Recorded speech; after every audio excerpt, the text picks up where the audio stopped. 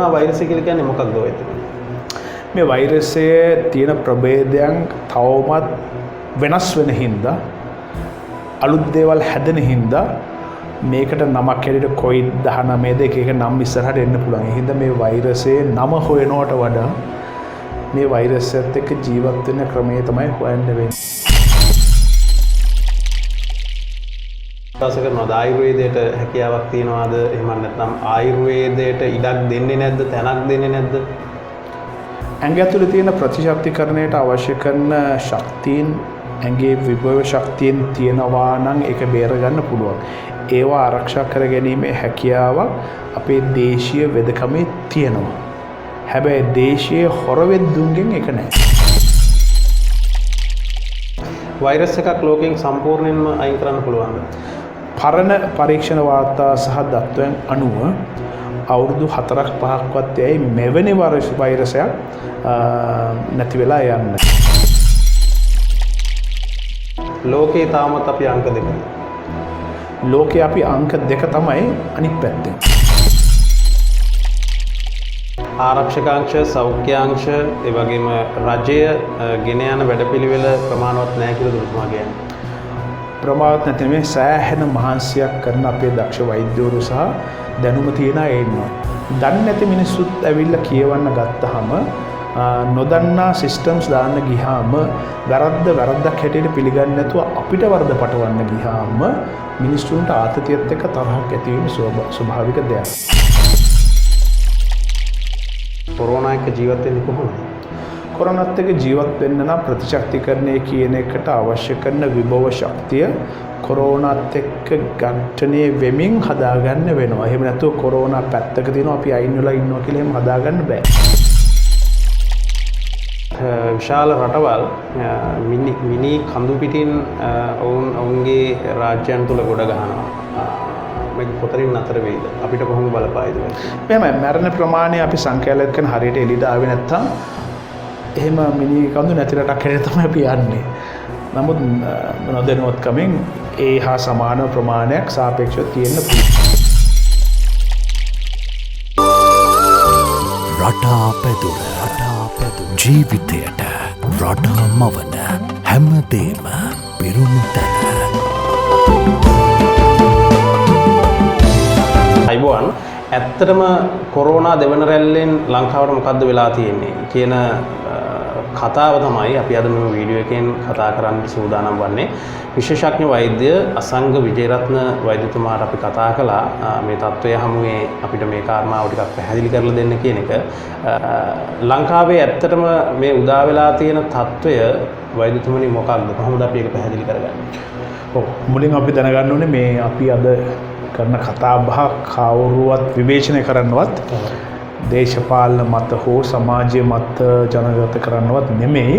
අපි මේ කියන දේවල් වලින් හරි දේ පණිවිඩයක් හැටියට අරගෙන මිනිස්සුත් වෙනස් වෙන්න ඕනේ, බලධාරීනුත් වෙනස් වෙන්න ඕනේ. අපිට කාත් එක්කවත් මේ තරහක් නැහැ. මොකද අපි දැන් ටිකක් අනතුරක ඉන්නේ. ඒ හින්දා වෙච්ච සිදුවීම් ගැන මෙහෙම වුණා, මෙහෙම කරන්න තිබ්බා කියනවට වඩා දැන් මොකද කරන්න කියන එක හා නැවතත් තුන්වෙනි රැල්ලකදී අපි මුහුණ දෙන්නේ කෙසේද කියන එකත් කියන කෙනෙක් කියලා තුන්වෙනි රැල්ලකුත් එන්න පුළුවන්ද? දැන් කවුරුවත් හිතුවේ නෑනේ මේ අපි අංක 2 එක කියාගෙන හිටියාම එකපාරට මේ දැන් අපි අංක කීයක් දන්නේ නැන්නේ දැන් මේ මැඩ පැවතු රටක් හැටියට. මොකද මුලින්ම අපි දැනගන්න ඕනේ මේ විවිධ සමීක්ෂණ වාර්තා කියන එකත් අපි ලිංක් මැඩියෝ වගේ ඉන්නකොට අපි දන්න දත්ත අනුව අපිට වැරදෙන්නත් පුළුවන්. පළවෙනි කාරණේ තමයි මම මේ ලෝකෙ වෙන සිදුවීම් කියන්න. මොකද මට වැඩිපුර දැනුම් තියෙන ලංකාවට වඩා වෙන රටවල් වල. තායිවානයේ දවස් 100ක් එක දිගට එක කොරෝනා රෝගියෙක්වත් වාර්තා වුණේ නැහැ. නවසීලන්තයේ කොරෝනා රෝගී 7ක් 10ක් අතර ප්‍රමාණය රෝගීන් හරිචයි නෙමෙයි. රෝගීන් වාර්තා වෙන 7ක් 10ක් අතර. හරි. එතකොට වියට්නාමයේ ආර්ථිකය එකම වෙලාවේ මොහොතේ ක්‍රියාකාරීත්වය යන අතරදී කොරෝනා රෝගීන් වාර්තා වෙන්නේ නැහැ. ඒ වගේම තමයි යුරෝපා රටවල් වලටත් වඩා උන්ට ගැටලුවක් තියෙනවා මේ වින්ටර් සීසන් එකේ. එමෙතන සීත කාලයේදී කොරෝනා රැල්ල වැඩි වෙන්න පුළුවන් කියන මතයෙන් උන් හිටිය කාලයක් තිස්සේ. මේ එන්නේ සීතල කාලේ. ඒතකොට ඒකට මුහුණ දීමේ හැකියාව ටිකක් දුර්වල වෙනවා. ප්‍රතිශක්තිකරණය දුර්වල වෙනවා. ඒතර උන් ඒක දැනගෙන හිටියා. ඒ වගේම තමයි සමහර රටවල් තියෙනවා මරණ වාර්තා වෙන්නේ නැහැ කොරෝනා තියෙනවා. දැන් එහෙම බැලුවාම අපි අංක 2 උනේ කොහොමද කියන එක ගැටලුව. ඒ කියන්නේ මීට වඩා සාර්ථක රටවල් ඉන්නවා. ඉතින් ඒ හින්දා මුලින්ම අපි දැනගන්න ඕන අපි ඉන්න තත්ත්වය මොකක්ද කියන එක. මොකද ඒතකොට ලේසි. ඇත්ත දැනගෙන හිටියාම අපි ලේසියෙන් යන ක්‍රම දැන් දෙවෙනි දේ මේක සමාජයේ ව්‍යාප්ත වෙලාද නැද්ද කියන එක දැන් විහිළුවටත් අරගෙන තියෙනනේ සමාජ මාධ්‍යවල. මම දැක්කනේ ඇත්තට මේ සමහරය තිබ්බහම මොකද මේ විහිළුවට ලක් වෙන්නේ ඇයි? අපි ඇත්ත ඇතිසැටියෙන් දකින්න නැති වුණාම. ඇත්තටම මිනිස්සුන්ට ප්‍රශ්නය මොකක්ද මේ සමාජගත වෙනවා කියන කාරණාවත් අපි ඒකත් කතා කරමු. ඒතුමා නතර කරපු තැනින් මොකද්ද සමාජයට නිර්වචන කියන එකත් දැන් ප්‍රශ්නේ නේ. ඒක කොරෝනා රෝගීන් නොවන අය තමයි සමාජය. එහෙම ඒ විහිළුවට ලක් වෙන්නේ මොකද මිනිස්සුන්ට ඇත්ත ඇතිසැටියෙන් නොකිය සිටීම සම්බන්ධව. මුලින්ම කියවනම් මේක මේ සමාජ ව්‍යාප්තියම හැකියාවක් තියෙනවා. මෙහෙම වෙන්න පුළුවන්, මෙහෙම වෙයි, මෙහෙම වුණා. එතනින් එහාට ඒ ගැන විහිළුවක් නැහැ. මොකද අපි දැනගෙන ඉන්නේ අපිට මේක දෙවෙනි රැල්ලක් තුන්වෙනි රැල්ලක් තියෙන්න පුළුවන්ද කියලා. එහෙම නැහැ. අපිට හැදෙන්නේ නැහැ. අපිට එහෙම වෙන්න විදිහක් නැහැ කියන ඒ කතාව මම මේ වෙන අර්ථයකට යන්නේ උදාහරණයකට දකුණු ආසියාවේ සියලුම රටවල් වල පැතිරීමෙන් යනකොට මහ බලවතාවන ඉන්දියාවට පැතිරලා යනකොට දරුණු ලෙස ආර්ථිකයට ඍජුවම බලපානකොට දකුණු ආසියාවේ අපි පම්පොරේ ගැහුවොත් අපිට එහෙම නෑ කියලා රාජ්‍ය මට්ටමින් ඉන්දියාවට පවා එහින ඔත්තු සේවන්ට පවා තරහක් ඇති වෙන්න පුළුවන් ආර්ථිකමය වශයෙන් වාසියක් ලබන්න පුළුවන් මේ රට අපි මේ මොහොතේදී. වරාය, ගුවන් තොටුපළ, විශේෂයෙන්ම ඇඟලුම් ශේෂ්ත්‍රය, විවිධ කර්මාන්ත, රැකිරක්ෂා, ඒ විතරක් නෙමෙයි ටුවරිසම් මේ වගේ දේවල් මේ රටට එනවා කියන්නේ අපි අංක 1 වෙනවා වෙන ආර්ථික මර්මස්ථානයක් හැටියට. එතකොට මේ බලෙන් අපේ මේ පම්පොරේ කියන්න ගිහිල්ලා වටේ ඉන්න රටවල් තරහ කර ගැනීමක් සිදු වෙනවා. ඒක අපේ මිනිස්සුන්ට තේරෙන්නේ නැහැ. නිලධාරීන්ට තේරෙන්නේත් නැහැ. බලධාරීන්ට තේරෙන්නේත් නැහැ. ඒකේ අවාසනාවන්ත තත්වයක් තමයි සමහර වෙලාවට මේ අපේ රටක් චීනයට සහයෝග දෙනවද, ඉන්දියාවට සහයෝග දෙනවද, ඇමරිකාවට සහයෝග දෙනවද කියන ප්‍රශ්නේ මේ තියෙන්නේ. වෙන රටවලට සහාය දෙනවා වගේ හිතලා කෙනෙකුට අපේ රටවල් මේ තරහකාරී වෙන්නත් පුළුවන්.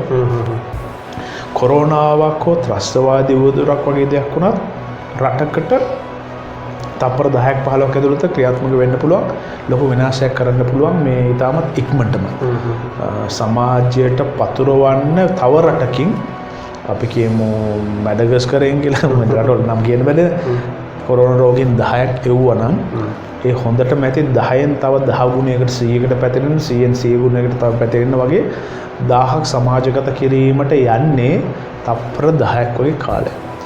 සහරාන්ට බෝම්බ පුපුරන්න යන්නේ අපි මේ කොච්චර ආරසු ඕනම කෙනෙකුට ඕනම තැනකට දැන් යන්න හැකියාව උනත් තියෙනවා.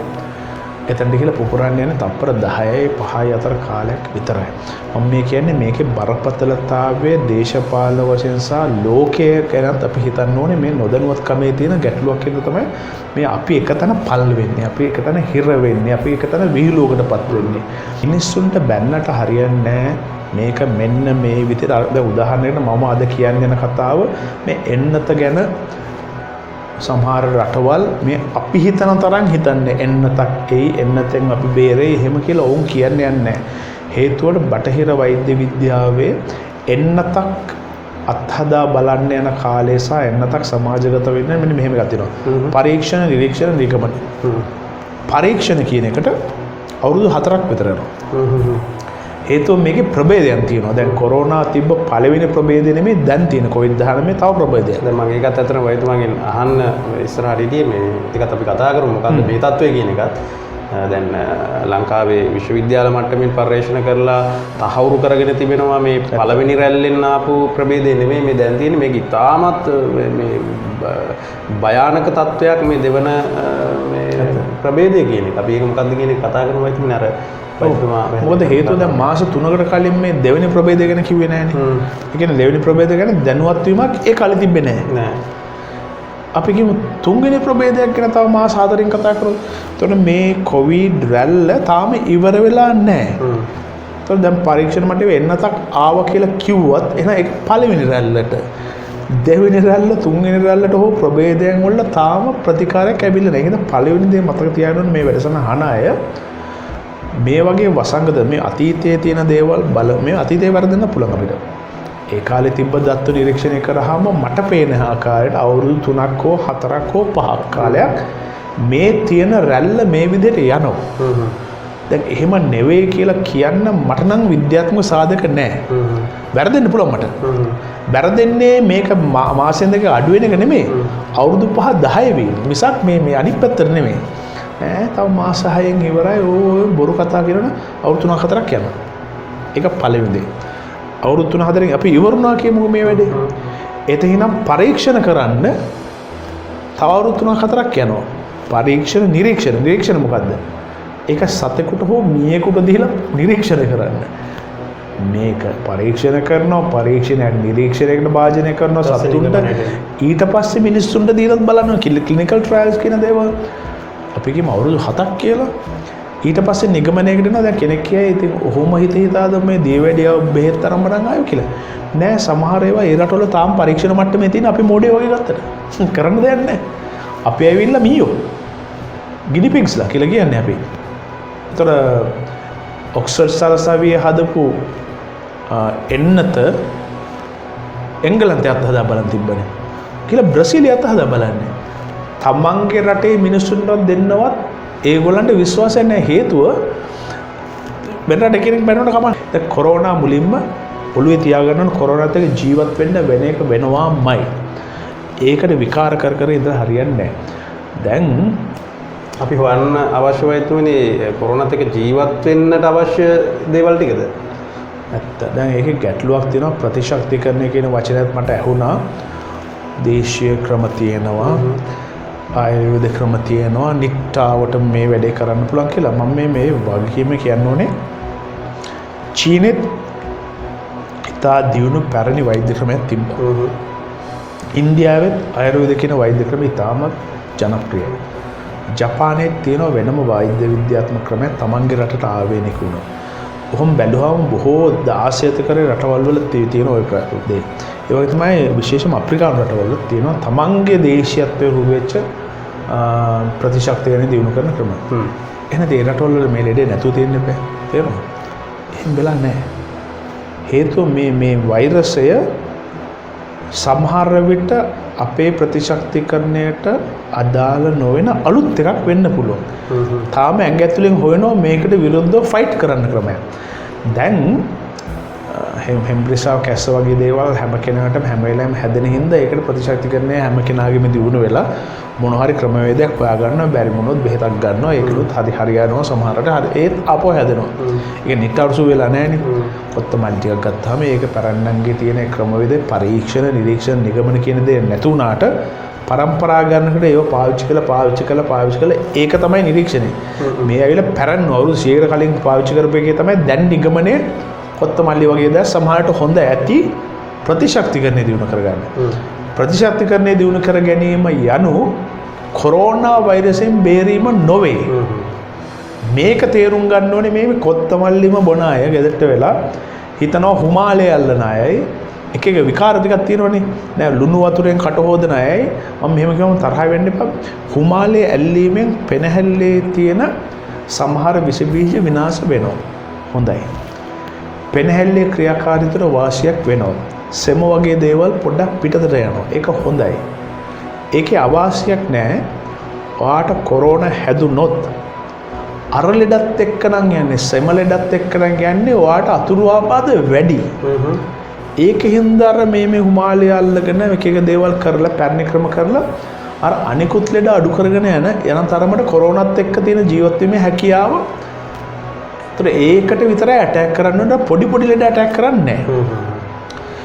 ඒකෙන් අදහස් වෙන්නේ නැහැ අර දේ කරාම කොරෝනා නැති වෙනවා කියලා. මේ වචන ටික හරියට හදා ගන්න ඕනේ. මේක වරද්ද ගත්තොත් වෙන්නේ කොහේරි තැනක තෙලක් දැක්කත් කොහේරි තැනක බෙහෙතක් තියෙනවා කියලා දැක්කත් ඉන්ටර්නෙට් එකේ පොඩි පැකට් එකක් තියෙනවා දැක්කත් තොග ගණන් මිනිස්සු මෝඩේ වගේ බීලා වකුගඩන ඇති කරගන්න. ඒ කියන්නේ මේ දවස්වල වැඩි කියන්නේ බිස්නස් කාර්යෝ ටික කොහොමද වැඩි. දැන් මේ ඉතාමත් හොඳ තැනකට වෛද්‍යතුමා අරගෙන ආවේ. වෛද්‍යතුමනි එකින් එක අපි මේ මෙහෙම ප්‍රශ්න කීපයක් අහුවොත් වෛද්‍යතුමාගේ ඍජුම පිළිතුරු ටික අපිට ලබා දෙන්න විශේෂයෙන් මේ සම්බන්ධයෙන් අපිට තියෙන දැවැන්තම ප්‍රශ්න ටිකක්. මම දන්නවා මේ සමාජයේ බොහෝ දෙනෙකුට තියෙන ප්‍රශ්න ටිකක්.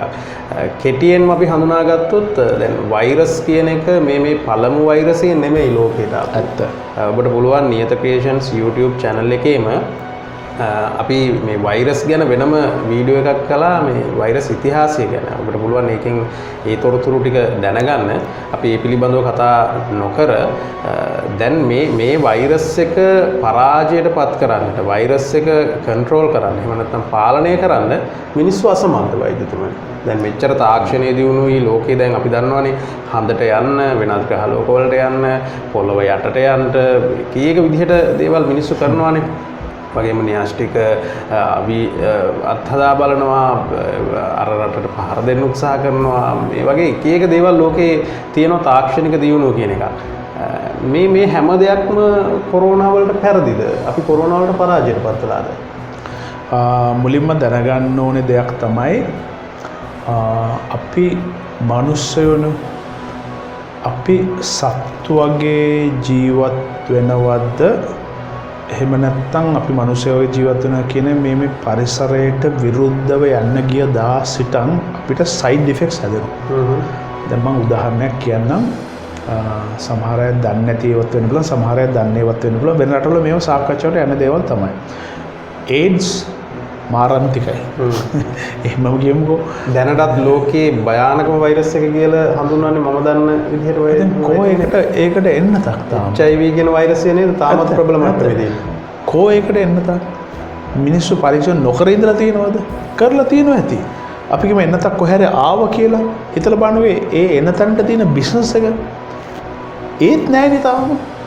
ඒ කියන්නේ විශේෂඥයෝ විද්‍යාඥයෝ මෝඩ වෙන්න එපා. දැන් ලෝකෙ මීට කලින් ඇවිල්ලා දෙනවා ඇන්ටනින්, මහාමාරිය, වසූරිය නේද? ඒ වගේ නම් ගණනාවක් තියෙනවා. මම ඒකට පොඩි උදාහරණයක් කියන්නම්. දැන් පරිසරයත් එක්ක ජීවත් වෙනවද, පරිසර විරුද්ධ වෙනවද කියන එකට AIDS මේ AIDS හා සම්බන්ධව තිබ්බ පරීක්ෂණ වාර්තාවල සමහර උපුටා නොගත් වාර්තා තියෙනවා. දැන් AIDS හැදුනොත් තව කෙනෙකුට බෝ නොවීම සඳහා ප්‍රොටෙක්ෂන් ක්‍රමයක් තියෙනවා. ලිංගිකව හැසිරෙන ආකාරයේ තියෙන සමහර වෙලාවට අපි භාවිතා කරන ක්‍රමවේදයේ රුධිරය තව කෙනෙකුට නොදී සිටීමෙන් බේරෙන්න පුළුවන් තව කෙනෙක්. ඒ කියන්නේ වාහකයක් නොවෙන්න පුළුවන්නේ. ක්‍රමයක් තියෙනවානේ. හැදුනා අනිත් කෙනාට පරිසම් වෙන්න පුළුවන්. ඒකට ක්‍රම දැන් හදලා තියෙනවා. ඒතකොට ඒක හැදිලා තියෙනවා. ඒ කියන්නේ AIDS රෝගය දැනගන්නකොට තව කෙනෙකුට නොදී ඉන්න. එයාට ඕන එක මේ තව කෙනෙකුට දෙන්නත් පුළුවන්.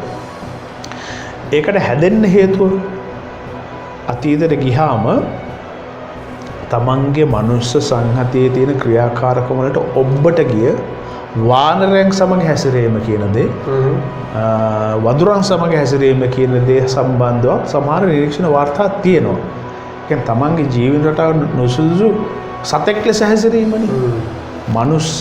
සතෙක් ලෙස හැසුනාම ඒ තියෙන වෛරස් ටික ඒගොල්ලන් පාලනය කරගයි.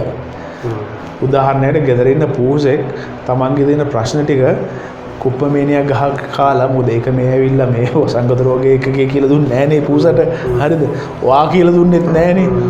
ඌ හොයා ගන්නවා පරිසරයත් එක්කම ඉඳගෙන ක්‍රමයක්. කවුද කියලා දුන්නේ මොනවද මේක ඔක්සිජන් සර්ජරි කරලා දුන්නේ ඌට මේ ඒ ගහ කන්න කියලා නෑනේ. දැන් අපිට ඒක කියලා දෙනකම් බලා ඉන්න වෙලා තියෙන්නේ මොකද දන්නවද? පරිසරයෙන් ඉබේම ස්වයංව හදාගන්න පුළුවන් ප්‍රතිශක්තිකරණය නැති කරගෙන තිබ්බේ අපි කරපු වැරද්දින්ද. ඒකම තමයි කුරුල්ලන් කියන නම එන එකත් මෑඩ් කව් ඩිසීස් හරකගේ මොලේ කන්න ගත්තා මේ මිනිස්සු. හරක කන්නකො ගව මස් කන්නකො හරකගේ මොලෙත් කන්න ගත්තාම ඒ පෙරේතකමයි ඒකත් එක්ක කොතනින් එහාට කොච්චර දුරක් යන්න පුළුවන්ද ගන්නකො. මේකටත් කුරුල්ලෝ කියයි වවුලෝ කියයි සත්තු කියලා කියයි මේක ආපු. ඌගේ තියෙන ප්‍රතිශක්තිකරණය ඌට බේරගන්න පුළුවන්. මනුෂ්‍යයාගෙන් ඌට ලෙඩක් ආවොත් සමහරට සතා බේරෙන්නේ නැති වෙන්න පුළුවන්. අපෙන් ලෙඩක් ආවොත් මොකද ඌ මනුෂ්‍යත් එක්ක හිටියට ඌ මනුෂ්‍යත් එක්ක හැසිරෙන්නේ නැහැ නේද නේද? ලිංගිකව විවිධ ක්‍රියාකාරකම් වලට අපි මේ අපිට අදාළ නොවන ජානමයන් කන්නේ දැන් කෙනා කන ප්‍රේතන මස් කෑවේ මිනිස්සු. ඌ මස් කෑව තමයි. පරම්පරා ගානකට මාළු කෑව එක දේවල් කෑව. ඒ පරම්පරාවෙන් ඒ ගානක් කරනකොට සමහරට අපිට තේරෙනවා මේ දේවල් කන්න පුළුවන් මේ දේවල් කන්න බෑ කියලා. ලෙඩ මේකෙන් නෑ කියන එක.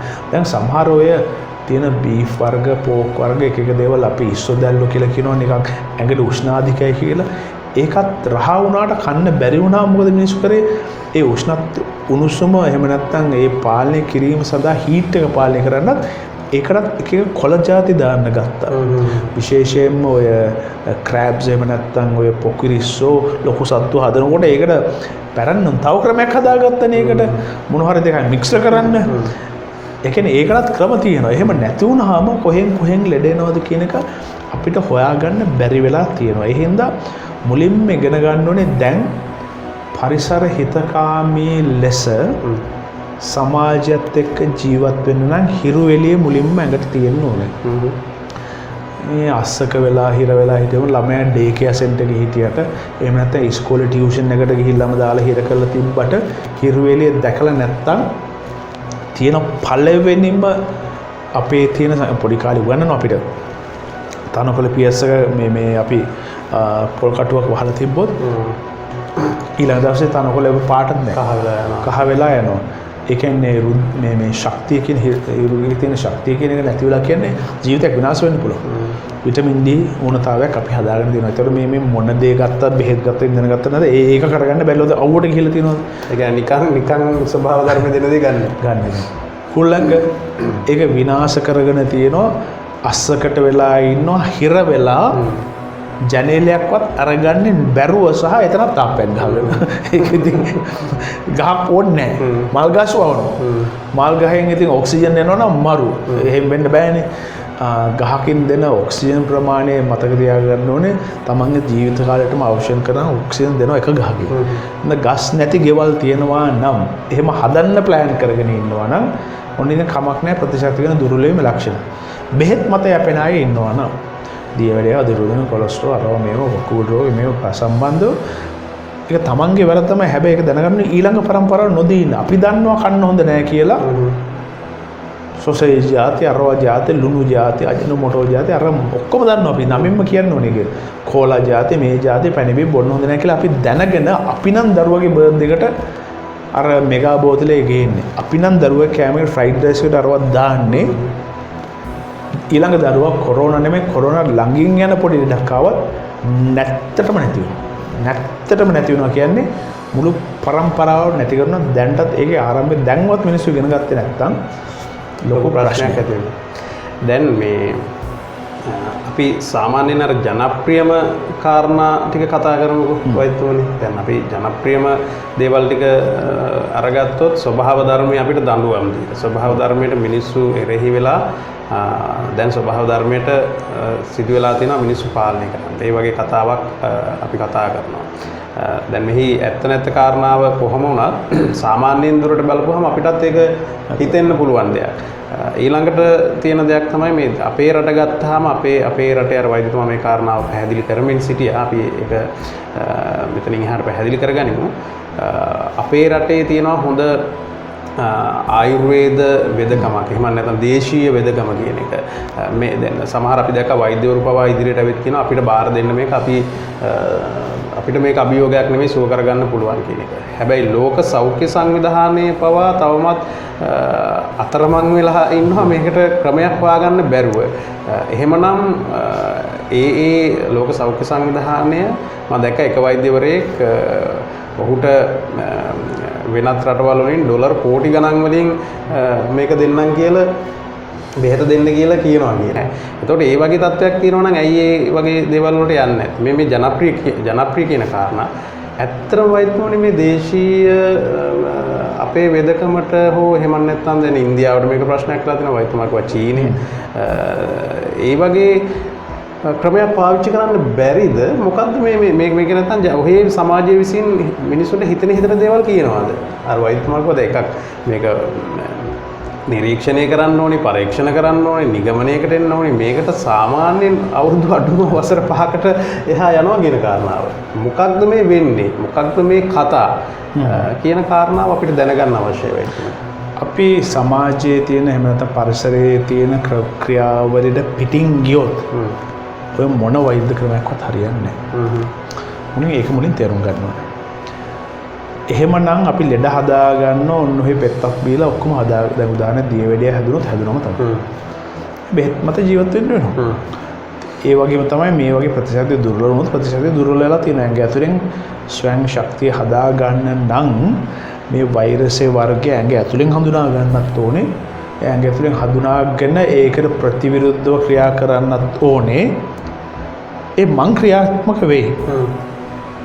ඔයාට මගේ මේ වෛරසය ඇතුලෙන් දෙන්න බෑනේ මේකෙන් වත් ගන්නකො මගෙන් වෛරස කොටසක් කියලා අරගෙන මේ ඇටැක් කරගන්නු කියලා එහෙම දෙන්න බෑනේ.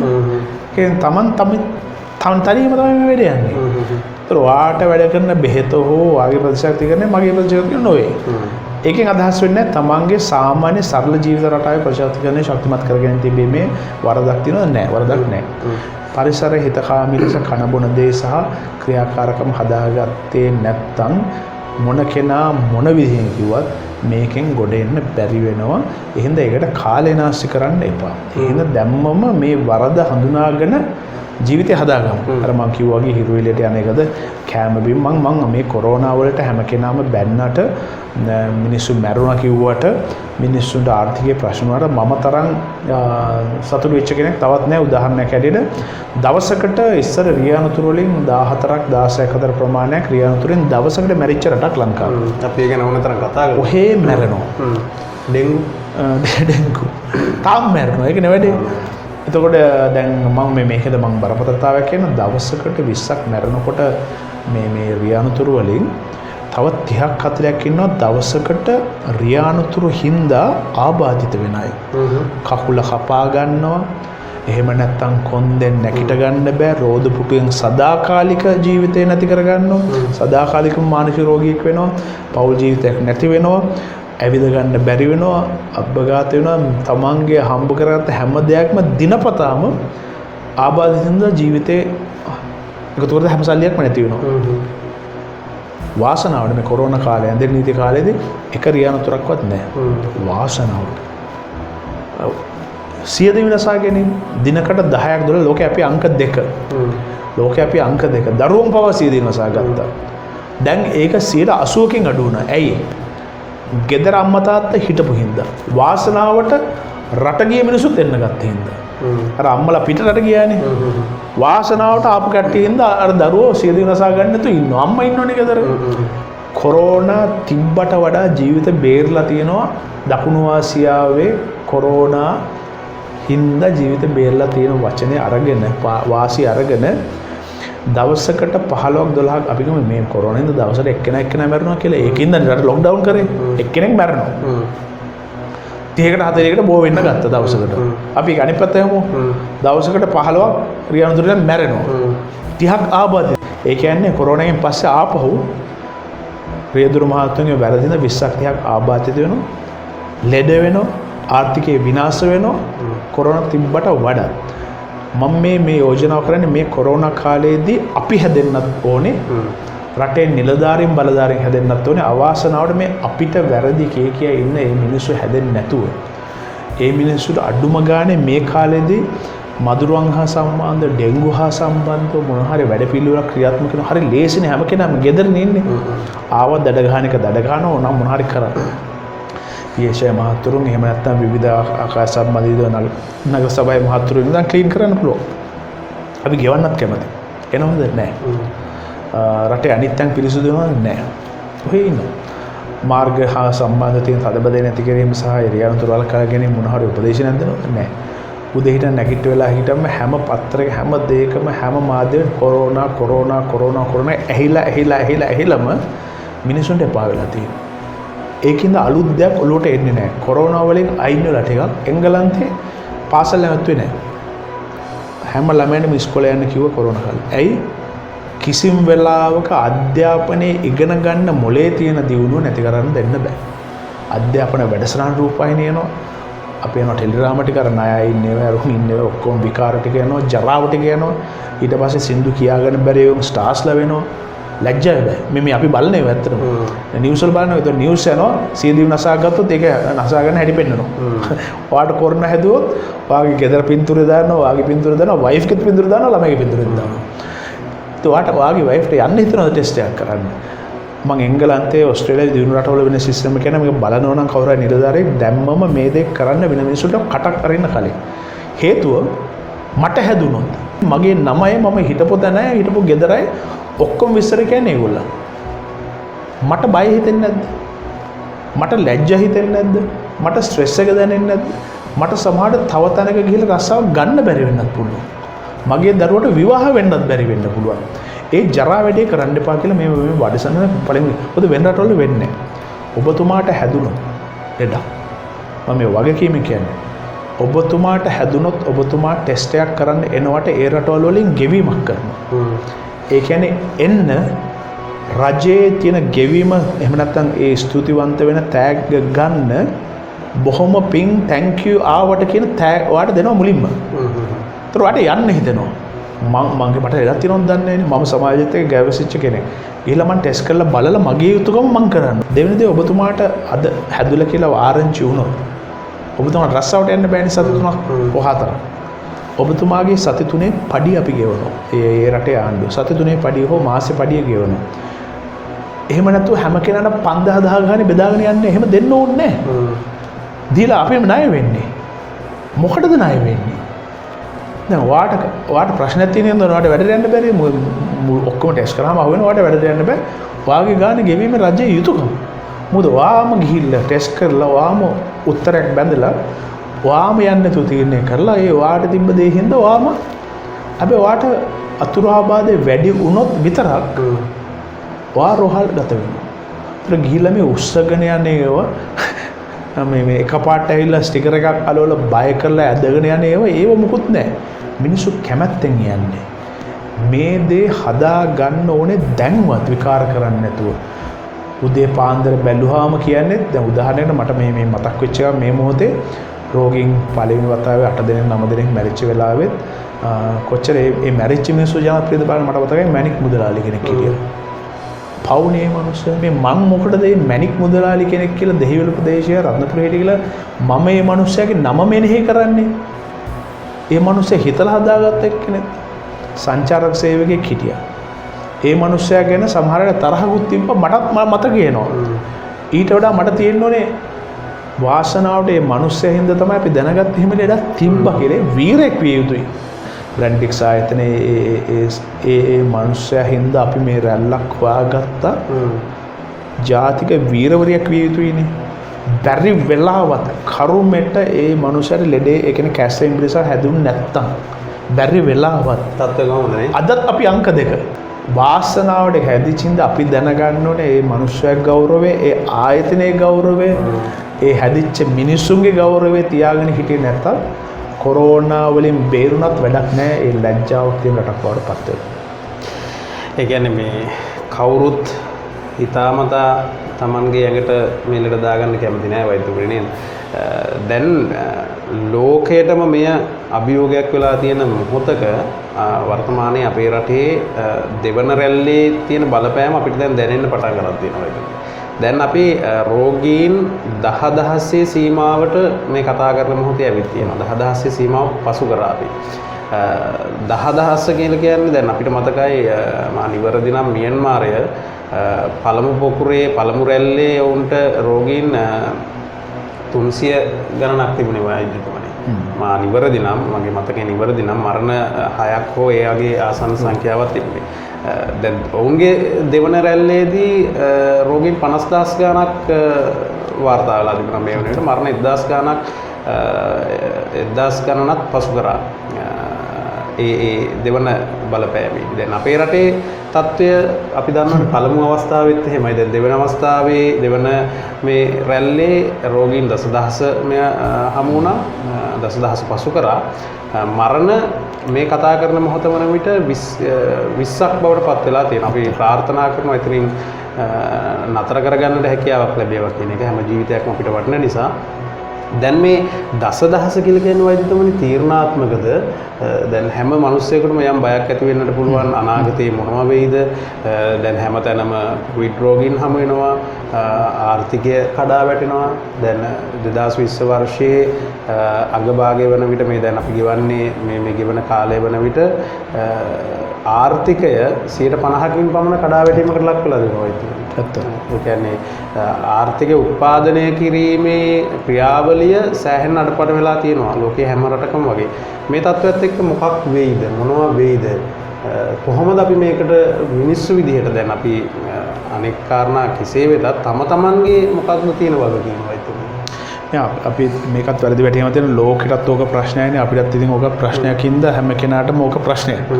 ලෝකයේ ආර්ථිකයත් වැටෙනවනේ කියලා. එංගලන්තයේ තියෙන භාණ්ඩාගාරයේ ඕන් අධිරාජ්‍යවාදී සමයේදී රටවල් ආක්‍රමණය කරන කාපේ ඉන්දියාවෙන් විතරක් ගත්ත මුතු හොරගම් කරපු ප්‍රමාණය මුතු විතරයි. මම කියන්නේ මැණික් රාත්‍රාම්බරණ අනිත් දේවල් නෙමෙයි, අනිත් දේවල් නෙමෙයි. ලෝකයේ අනිත් රටවල් ගිහලා හොරගම් කරන්නේ. මුතුවල තියෙන වටිනාකම තව අවුරුදු 12කට එංගලන්තේ වැසියන්ට නොමිලේ කන්න දෙන්න පුළුවන්, නොමිලේ වෛද්‍ය ආධාර දෙන්න පුළුවන්, රස්සාවක් නැතුව මේ මිනිස්සුන්ට ඉන්න පුළුවන්. ඒක භාණ්ඩාගාරයෙන් නිකුත් කරොත් එළියට. ඒක විතරයි. ඒක විතරයි. ඒකට පරම්පරා ගානට ඕන ජීවත් වෙන සල්ලි දෙන්න. එහෙම වුණත් ඕන් කරන්නේ නැහැ. හේතු දෙකක්. ඒත් ඕන් ණය ගන්නවා චීනේ. ඇයි ඒ? ණය ගත්තොත් තමයි දැන් ඔබතුමා ණයක් ගත්තොත් ණය පියවා ගැනීම සඳහා වැඩ කරන්න ඕනේ. කම්මැලි වෙන්නේ නැහැ. ඒ කියන්නේ ඔබතුමා අට්ට කාගෙන වැඩ කරන්න ඕනේ. ගෙවිය යුතුයි. ඒකින්ද තමයි මේ මිනිස්සු ණය ගන්නෙ. ගත්තාම රටක් හැටියට ආණ්ඩුවකට ක්වීන්ට සහ හැම කෙනාට මේ රට වැඩ කරවන්න ඕනේ. වැඩ කරන ජනතාව බවට පත් කරන්න ඕනේ. තමන්වත් ලාවට හිර කරගෙන රටත් හිර කරගෙන වැඩ කරොත් තමයි රටක් ඉදිරියට යන්නේ. කම්මැලි જાතියක් වෙන්න බෑනේ ඔහෙන්න කාලා බිලෙන්නේ. අපි ණය ගන්නේ ණය ගෙවන්න. මිසක් මිනිස්සුන්ගේ වැඩ ගන්න නෙමෙයි. ඒ කියන්නේ එහෙම ක්‍රමයකට අපි ගිහිල්ලා නැහැ. ඒක නොමිලේ දෙන්නේ. සහන ආධාර දෙනවා. ඔහේ දෙනවා. හැම එකම සහන ඔහේ දෙනවා. මිනිස්සුත් එක බලාපොරොත්තු වෙනවා. ඔව් මිනිස්සුත් එක නැති වුණොත් තමයි ස්ට්‍රයික් කරන්නේ. නොමිලේ අධ්‍යාපනය දෙනවා. දැන් එංගලන්තේ මම වෛද්‍ය විද්‍යාලයට පො කාලේ අවුරුදු 5ක් තමයි අධ්‍යාපන කාලේ. වැඩි වුණොත් අවුරුදු දෙකමාරක් ෆේල් වුණොත් මම එළියේ. ඇයි හේතුව තමයි මාව අයින් කළා තව කෙනෙකුට අවස්ථාවක් දෙන්න ඕනේ මේ සිස්ටම් එකට එන්න. අපේ විශ්වවිද්‍යාල පද්ධතිය වල අවුරුදු 10ක් වෙනකම් ෆේල් වෙවි ඉන්න පුළුවන්. ඒතර එකෙකුට හිතනවා මම 5ක් ඉගෙන ගන්නවා 5ක් විශ්වවිද්‍යාලත් කනවා. දේශපාලනය මොනාරි කියලා මම කිව්ව තරහ වෙන්න එපා. නැත්තටම නැති කරනවා. බෝඩිමත් නැති කරනවා. තව කෙනෙකුට එන්න තියෙන අවස්ථාවක් නැති කරනවා. ඒ මනුස්සය ඉගෙන ගන්න තියෙනවා නම් ඉංග්‍රීසි භාෂාව ඒකත් උගන්වන්න දෙන්නේ. අපි මේ අනිත් රටවලට වැටිලා අපිත් ඉන්නේ ඒගොල්ලේ කියන ඒ මානසිකත්වය නැති කරන්නේ. එහෙම වැටිලා නැහැ. මේක වගකීමෙන් කියන්නේ මිනිස්සු බය කරන්නත් රජය අපහසුතාවයට පත් කරන්නේ නෙමෙයි. අපි අනුමාන කරන්න ඕනේ 20000කට 30000කට හැදිලා නම් ඒකේ 10 ගුණයකින් අපි වැඩි කරොත් ලක්ෂ 2-3ක් වෙන්න පුළුවන්. මේ හැදිලා තියෙන ප්‍රමාණයත් කන්ට්‍රෝල් වෙලා නැත්තම් දැන් මේ ටෙස්ට් කරනකොට තමයි අහුවෙන්නේ තව 100ක් අහුවෙලා. ටෙස්ට් කරේ නැත්තම් දන්නෙත් නැහැ. මේක වැඩි වුණොත් අපි අනුමාන කරමු ලක්ෂය කියලා. ලක්ෂයෙන් තව 10කට ගියා කියන්නේ ලක්ෂ 10 මිලියනයක්. එහෙනම් අපි දන්නේ නැතුව ඉන්නවට වඩා හොඳයි දැනගෙන සහ මේකේ තියෙන බැරෑරුම්කම මිනිස්සුන්ට ඇත්ත ඇති සැටි දැන් උදාහරණයක් මේක ලක්ෂයකට බෝලගෙන මිනිස්සු බය වෙනවා තමයි. බය වුණාට වගකීම වැඩි කරගන්නවා තමන්ම. දැන් කියනවා තැබෑරුම් වලින් තමයි ඊළඟ පොකුර නිර්මාණය වෙන්නේ. බොන කෙනා ගැනවත් මම දන්නවා. සමහර අය අපේ මිතුරොත් ඉන්නවා. බොන කෙනා කොහෙන් ගියත් බොනවා තැබෑරුම් වැහුවත් කසිප්පු පොලකට ගිහලා හරි බොයි. බොන එක තහනම් කරලා නැහැ. තහනම් කරලා තියෙනවා මත්ද්‍රව්‍ය. ඒතර එංගලන්තෙත් ඒක තහනම් කරලා තියෙනවා. ලංකාවෙත් තහනම් කරලා තියෙනවා. ඒතර ඒක අහු වුණොත් දඩ ගහනවා. වෙඩි තියනවා. එක එක දේවල් කරනවා. ඒකට බයට සමහරට ඔය මමයි ගන්නෙ නෑ. ගන්න පුරුදු වෙලත් නෑ. හැබැයි මෙහෙම කළා නෑ නේද උඩ. ඒ කියන්නේ ඒක නීතියක්. අපේ අධ්‍යාපන ක්‍රමේ බොන එක වෙනුවට ස්ට්‍රෙස් එක පාලනය කරන එක වෙනුවට Facebook එකේ ඉන්න එක වෙනුවට Facebook එකේ බැලලා තහනම් කරොත් පැය 24ක් අපේ ළමයි අනාතයි. ස්ට්‍රෙස් එක ඇදලා මැරෙයි සමහරවිට. දන්නේ නැහැ මොකද කරන්න කියලා. ඒ වයි මමයි වගේ රසවින්දනය දන්නේ නැහැ. පොතක් කියවන්න දන්නේ නැහැ. ක්‍රීඩා කරන්න දන්නේ නැහැ. ඉන්ටර්නෙට් එකේ තව හොඳ දෙයක් බලන්න දන්නේ නැහැ. ඉන්ටර්නෙට් එක නැති වුණත් ගෙදර ඉන්නත් එක්ක කතා කරන්න මේ දරුවෝ දන්නේ නැහැ. ෆෝන් එකෙන් මාමට හරි ගුරුවරයෙකුට හරි කතා කරන්න අපි දන්නේ නැති වුණාම ඊළඟ පරම්පරාව හදාගන්න පුළුවන් කොරෝනා නෙමෙයි හැම දෙයකම දැම්මම අධ්‍යාපන ක්‍රමයට අනිත් දේවල් දාන්න නැත්තම් මේ මිනිසුත් බොන જાතියක් බවට පත් වෙනවා. මම දන්න කලාකරු නම් කියන්නේ විදිහට කලාකරුවෙක් ඉන්නවා දිනපතාම මේ බීමත්කම සහ එක එක දේවල් ලැබී වෙච්ච කෙනෙක්. මම ඔහුගෙන් ඇහුවා. "යා සල්ලි නැහැනේ. බොන්න බෑනේ." මොකද කරන්නේ? ගැටලුවක් නැහැ. මං ඉස්සර හදපු කලාකෘති එක එක දේවල් ඒව ගැන හොයලා බලනවා. මෙතනින් බීලා වගේ ඉන්නේ ඒ තැන් වලට යනකොට. ඒ කියන්නේ තව ක්‍රමවේදයක් හොයාගන්නව මනස ස්ට්‍රෙස් එක අඩු කරගන්න. දෙවෙනි ලෝක යුද්ධෙදී වෛද්‍යවරුන් නියම කරා හැම කාන්තාවක්ම එංගලන්තයට සිගරට් බොන්න කියලායි. ස්ට්‍රෙස් එකකින්ද බිව්වා සිගරට් බිව්ව හින්දා පොඩි ආතතිය පාලනයක් වුණා. අවුරුදු 70කට පස්සේ කියනවා සිගරට් බොන්න එපා කැන්සර් හැදෙනවා කියලා. මේ වෛද්‍යවරුම තමයි. ඒක විකාරයන්නේ ඒ කාලේ බොන්නත් කියලා මේ බෙහෙතක් වගේ දෙනවා. දැන් බොන්න එපා කියනවා. එතකොට අර බොන්න කියපු හින්දා පුරුද්දටපත් වෙච්ච ඥානමය හැකියාවත් එක්ක පරම්පරා ගානකට ගියාට පස්සේ මගේ තාත්තා හරි සීයා හරි බීලා මමත් පුරුදුලා තිබ්බට පස්සේ මට කියනවා තැබෑරුම් වහනවා කියලා. තැබෑරුම කඩලා හරි මට බොන්න හිතනවනේ. මොකද මට දැන් වෙන ක්‍රම නැහැ රස වින්දනයේට. අරක වෙනකොට කරන්න වෙන එකක් නැහැ. ඒක නැත්තේ අධ්‍යාපන ක්‍රමයේ තිබ්බ අප්සෙට් එකක් හින්දා මිස රස වින්දනයේ ක්‍රීඩාව නැහැ. ක්‍රිකට් බලනකොට කන බොන එකක් නැතුව මිනිස්සු බැලුවා ඉස්සර. ක්‍රිකටුත් නැහැ. එංගලන්තයේ ක්‍රීඩාව තහනම් කරේ නැහැ. හැම රූපවාහිනිවල ක්‍රීඩාව අනිවාර්යයි. ප්‍රීමියර්ෂිප්ද රොනාල්ඩෝද අර ඉන්න ලෝකේ ඉන්න හැම සුපිරි ක්‍රීඩකයෙක්ම ක්‍රීඩා කරනවා තාමත් ලයිව් මැචස්. ප්‍රේක්ෂකයෝ එන්නේ නැහැ මැච් එකට. හැබැයි ටීවී එකේ බලන්න කියනවා බලෙන්. නාට්‍ය කලාකෘති අධ්‍යාපනයේ අවශ්‍ය කාරණා ටීවී එකේ යනවා.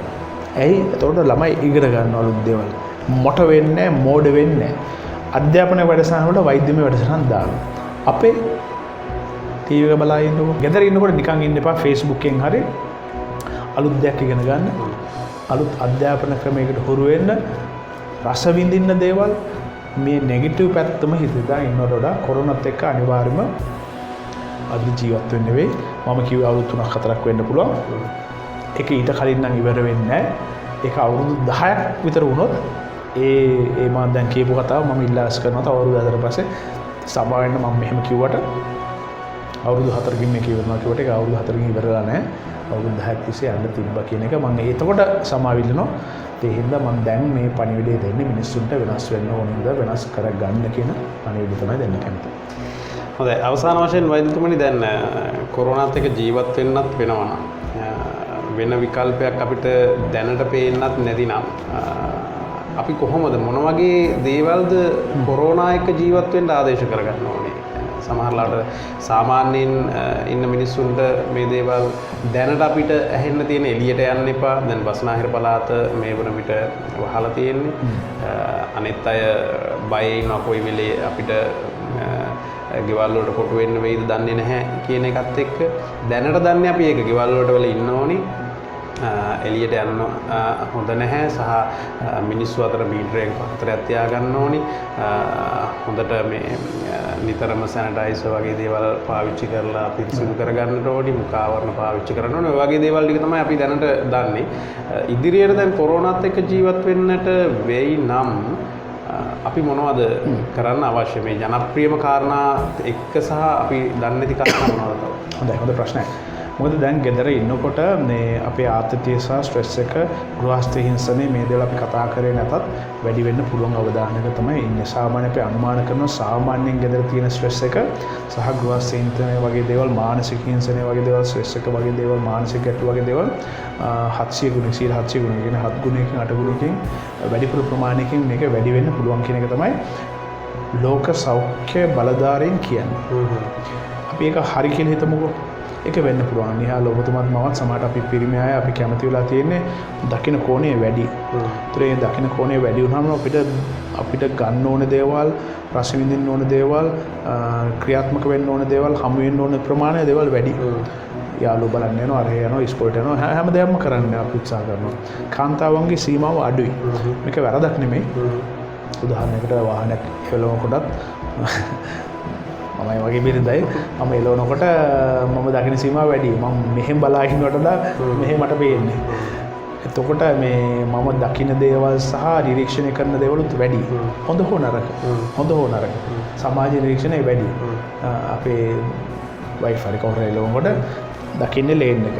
හරිද? බයිසිකලේ යනකොට අපි දකිනවා කාන්තාවන් ඒ ලේන් එක පමණයි දකින්නේ. හොඳ නරකක් තියෙනවා. මම ඒක වැරදක් කියන්නේ නැහැ. මේ තමයි අපි දකින සීමාව. මේකෙන් මිදිලා එකපාරට හිර වෙන්න ගත්තාම ගෙදරට ලොකු ප්‍රශ්න ටිකක් ඇති වෙනවා. පළවෙනි දේ තමයි ගෙදර ඉන්න දරුවන්ට නිරීක්ෂණය කරන්න දෙන්න එපා තමන්ගේ තියෙන ගැටලු. ඒක ඉතාමත් වැදගත්. මොකද ළමයට වෙන වැඩක් නැහැ. ඉස්කෝලේ උපදූපයක්වත් නැහැ. මෙහෙම හිර වෙලා ඉන්නකොට දෙමාපියන් රණ්ඩු වෙනවා. දෙමාපියන් බෙහෙත් ගන්නවා. දෙමාපියන් විවේචනය කරනවා. ආණ්ඩුවට බන්නවා. හැම කෙනාට බන්නවා.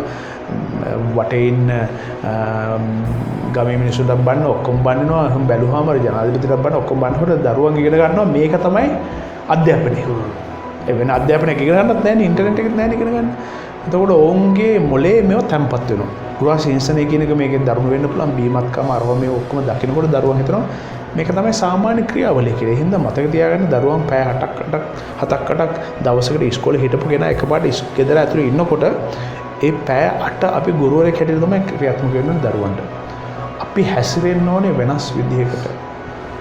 ඒ හැම දෙයක්ම ලස්සනට කළමනාකරණය කරන්න ඕනේ හරියට ටයිම් ටේබල් නැගිටින වෙලාව අපි ළමයාව ඉස්කෝලේට දාන්න මහන්සි වෙලා ඔක්කොම ගිහිල්ලා ඊට පස්සේ කාන්තාවන් ගිහිල්ලා 7 හිටන් 12 විතර නිකන් නිදිය ගන්නවා නම් දරුවා හිතන්නේ මේක තමයි ඉස්කෝලෙන් පස්සේ මා කළ යුතු වැඩේ. එහෙනම් මේක කළමනාකරණය කරගන්න ඕනේ කෑම ආහාර ජලය මේ වගේ දේවල් ක්‍රියාකාරම කලවම් කරගත්තේ නැතුව හරියට හදාගත්තොත් දරුවොත් ඒවට හුරු වෙනවා. ඒ පළවෙනි දේ. දෙවෙනි දේ තමයි මේ දරුවන්ත් එක්ක ඉන්නවා කියන එක වාසිය අරගෙන දරුවන්ත් එක්ක වැඩිපුර කතා කරන්න ඕනේ. කතා කරන්න ඕනේ. මොකද හේතුව දැන් ඉස්සර වගේ නෑදෑයෝ වෙන්නේ නැහැ ගෙදරට. ඒක හොඳයිනේ. දැන් නෑදෑයෙක් ආවොනේ අපි කියන දරුවට යන්න අර කාමරයට යන්න ගිහිල්ලා ටීවී එක බලන්න අපි ළඟට එන්න එපා කියලා කියනවා මේ අපේ නෑදෑයෙක් ආවම. තේලා මේ අපි ළඟට එන්න නැතුව මේ නෑදෑය ළඟට එන්න නැතුව අහලින් ශ්‍රී ලංකාව ළඟට යන්න කියන්නේ. කුඩුහාරය ළඟට යන්න කියන්නේ. එහෙම නැත්නම් ඔය ඉන්ටර්නෙට් එකේ එන අලුත් යාළුවෝ ළඟට යන්න කියන්නේ. මේක හොඳ chance එකක්. ළමයට එන්න. කතා කරන්න ටීවී නිවන්න. ළමයාත් එක්ක ඉන්න. හොඳ කාලයක්. මම මේක බුද්ධිමත් නැති දරුවෝ කියලා කියන්නේ කැමති විභාග අසමත් වෙච්ච හෝ ක්‍රියාකාරකම් කරගන්න බැරි වෙච්ච ළමයට හොඳ අවස්ථාවක් මේක විවේකයක් නැවත ඒ දේවල් නැවත පාඩම් කරලා හදා ගැනීම. නිකන් ඔහේ ඉන්නවට වඩා හොඳ නිරීක්ෂණ පුනරීක්ෂණ මේ වගේ දේවල් හදාගෙන රිවිෂන් දේවල් ටිකක් කරගත්තා නම් දෙමව්පියන්ගේ උදව්ව ඇතුව ආපහුම රිනහද හොඳ chance එකක් මේක. ලෙඩ වෙලා ඉන්නයට හොඳ chance එක විවේකය. හොඳ විවේකයක් මේක. අලුත් දෙයක් අත්හදා බලාගන්න බැරි වෙච්ච අයට මේක හොඳ අවස්ථාවක් කළමනාකරණය කරගැනීම. හිතලා බලන්නකෝ ඉන්ටර්නෙට් එකේ හැම දෙයක්ම තියෙනවා තමයි. සමහරවට අත්කම් වෙන්න පුළුවන්, gedara dure කරන වැඩක් වෙන්න පුළුවන්, වෙබ් එක වෙන්න පුළුවන්, එක දේවල් නිර්මාණශීලී අදහස් වෙන්න පුළුවන්. කියන අලුතෙන් දෙයක් ඉගෙන ගන්න නේ. ඉගෙන ගැනීම හොඳම chance එක. නිකන් මාස 8ක් ඉන්න.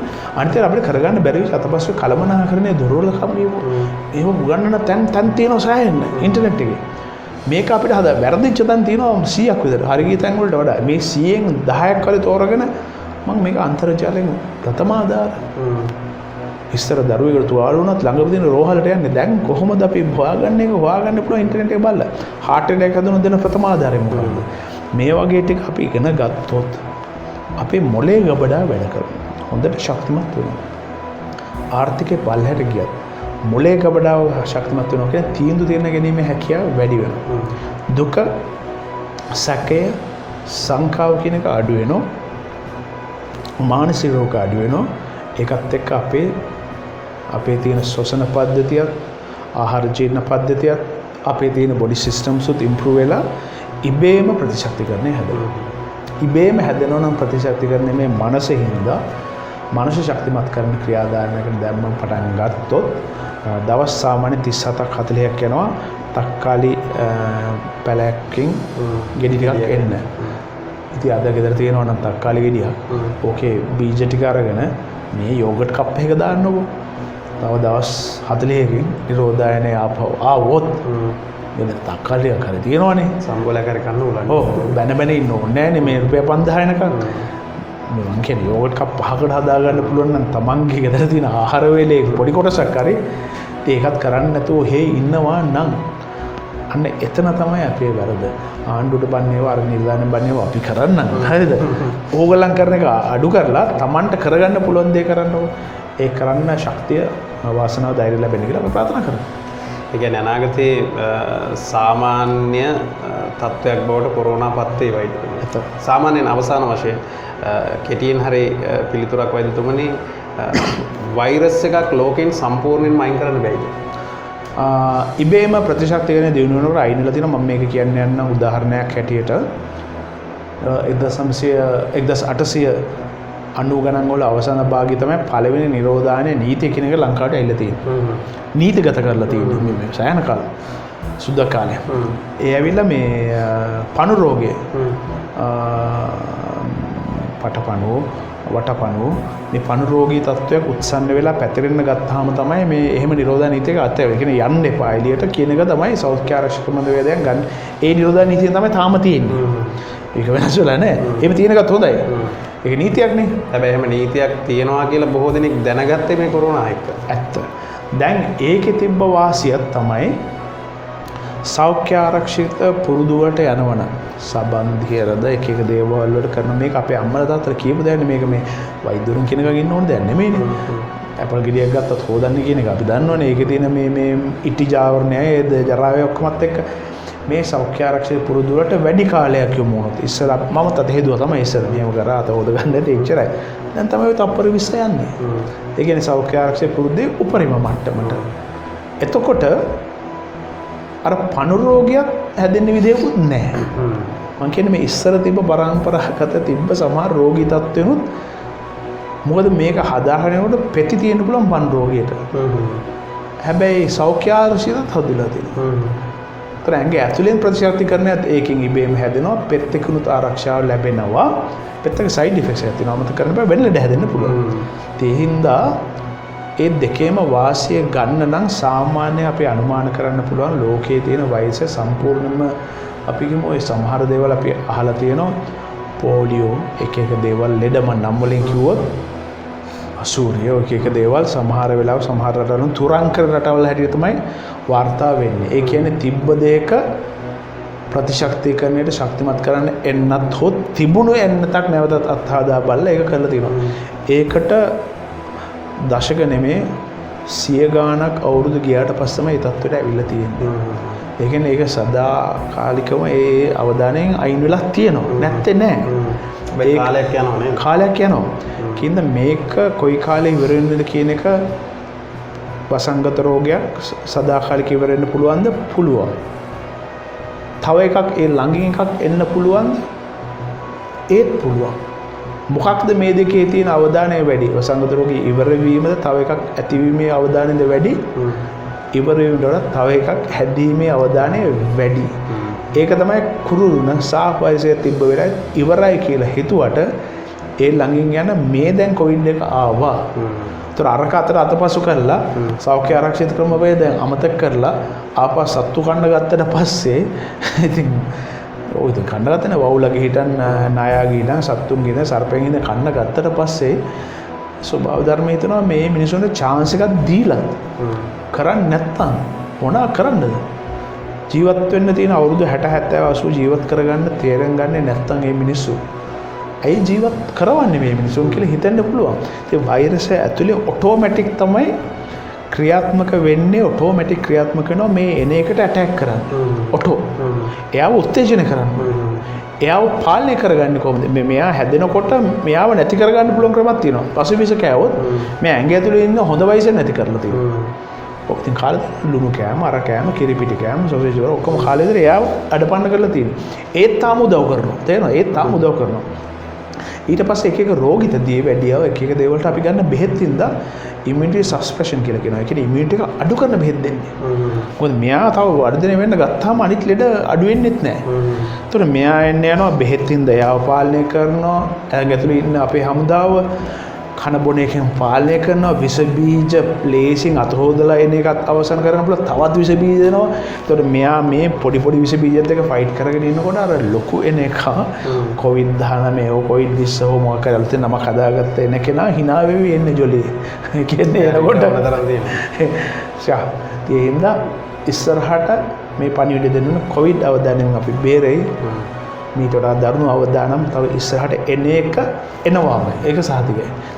ඒ හින්දා ඒකෙන් බේරෙන්න නම් දැම්මම මේ දැන් තියෙන කොයින් ටිකවත් ඉවර කරගමු. ඒක සෙටල් කරලා ඉමු අනිත් කාලේ. මොකද අර ආවට පස්සේ තමයි තව අවුරුදු 10ක් යන්නේ ඒකට එන්නතක් හොයාගන්න. ඒ හින්දා මේ අනුමානය ගන්න ඒඩ්ස් වල තාම එන්නතක් වෙලා නැහැ. ඔක්කේ ආරක්ෂක ක්‍රම වලින් ප්‍රතිශක්තිකරණය ශක්තිමත් කරන්න මේ ඇඟ ඇතුලේ ඉන්න අපේ බෙහෙතට පොඩි උදව්වක් ලබා දෙන්න. කොවිඩ් එක ඉදිරියේ ජීවත් වෙන්න වෙනවා. ඒක තමයි වෛද්‍යතුමා පැහැදිලි කරන්නේ. ඒ සඳහා අපිට බොහෝ දේවල් කරන්නට සිදු වෙනවා. සමහර දේවල් දැන් විශේෂයෙන්ම සෞඛ්‍යාංශ, රාජ්‍ය ආරක්ෂකාංශ අපි ඔවුන්ගේ දායකත්වයේ කැපවීම කිසිසේත්ම බැහැර හරින්නේ නැහැ වෛද්‍යතුමනි. විශාල කැපවීමක් කරනවා. නිරන්තරයෙන්ම දැනුවත් කරනවා සෞඛ්‍ය ආරක්ෂිත ක්‍රම මොනවද ඔබ දැන් මේ දේවල් ඕනෑමටත් වඩා දන්නවා මේ සම්බන්ධයෙන් ඕනෑතරම් වීඩියෝස් ඇති ඒ වගේම දිනපතා හැම මිනිත්තුවකම වගේ ඒ දැනුවත් වීම ඔබට ලැබෙනවා දුරකථන ඇමතුමක් ලබා ගත්තත් ඔබට රින්ගින් ටෝන් එක විදිහට ඇහෙන්නේ ඒ වගේ පණිවිඩ ඒවා ඉතාමත් හොඳ දේවල් ඒවා බැහැර කරන්නේ නැතුව මේ තත්වයට මුහුණ දීම ඉතාමත් වැදගත් ජීවිතය ආරක්ෂා කර ගැනීම අතිශයින් වැදගත් ඒ සඳහා තමයි අපි අද මේ වීඩියෝ එක ඔබට අත්වලක් විදිහට ගෙනාවේ සමහර දේවල් අපි ඍජුවම කතා කළා සංගවන්නට කිසි දෙයක් නැහැ අර වෛද්‍යතුමා කිව්වා වගේ කාට හෝ යම් අමනාපයක් ඇති වෙනවා නම් අපි මේ සම්බන්ධයෙන් කනගාටුව ප්‍රකාශ කරනවා මොකද අපිට අවශ්‍ය ඇත්ත දේ ඇති සැටියෙන් කතා බහ කිරීම ලෝකයටම ගෝලීය වශයෙන් බලපාන ප්‍රශ්නයක් අපිටත් ඍජුවම දැන් දැනෙන්න පටන් අරන් තදින් දැනෙන්න පටන් අරන් හැම පුරවැසියෙකුගේම වගකීම අපේ සමාජය වෙනුවෙන් රට වෙනුවෙන් ලබා දෙමු කියන පණිවිඩයත් එක්ක තමයි අපි අද මේ වීඩියෝ එක අවසන් කරන්නේ විශේෂඥ වෛද්‍ය අසංග විජේරත්න වෛද්‍යතුමන්ට අපේ ගෞරවනීය ස්තුතිය පළ කරනවා වෛද්‍යතුමනි බොහොම ස්තුතියි මේ දැනුම තාමත් ඍජුව කෙලින් අද දවසේ මේ වීඩියෝ එකත් එක්ක කතා කළා වෛද්‍යතුමනි ස්තුතියි අයිබෝන් රටා පැදුර ජීවිතයට රටා මවන හැමදේම පිරුණු තැන